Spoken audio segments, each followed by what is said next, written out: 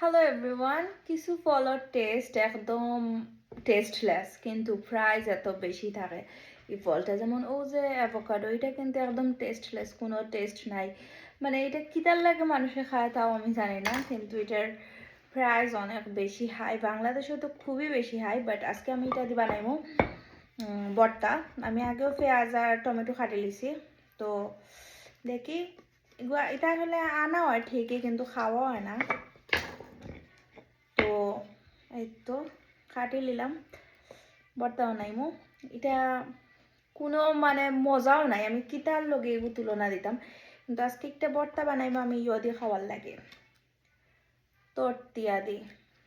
তো চুলাই নিলাম, বেশি পাকি গেছে, পাক্কা দিন থেকে ফ্রিজও আসলো। আনা হয় ঠিকই, কিন্তু খাওয়া হয় না। আর এলা আমরা ম্যাক্সিমাম জিনিসও গড়ে আনা হয়, কিন্তু খাওয়া হয় না। এখন কই একটু ভিন্ন করিয়া খাই, যেহেতু এটার কোনো স্বাদ নাই, কিচ্ছু নাই। ভর্তা বানাইলে তাও একটু খাওয়া যায়। আমি আগে এটা ইয়ে করছি, এখন জাস্ট মিক্স করবো টমেটো দিয়ে। খাবা? কেনে কাও কাও কাও কাও।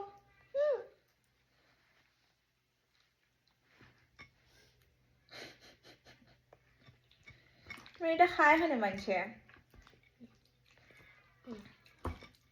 একটু একটু ইয়ের মতো, কিন্তু ভর্তা বানাইলে তাও একটু মুখ দেওয়া যায়। এখন আমি ঘুরে তরতিয়া বানাইছি, এখন এটার সুরত একবারে বেশি নষ্ট, কিছু করার নাই। টমেটো দিছি, পেঁয়াজ দিছি, আর জাস্ট ওলা মিক্স কইরা এখন জাস্ট খাই।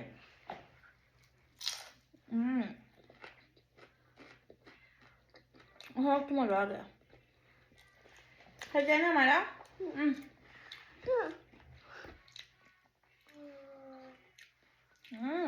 এখন মজা লাগে।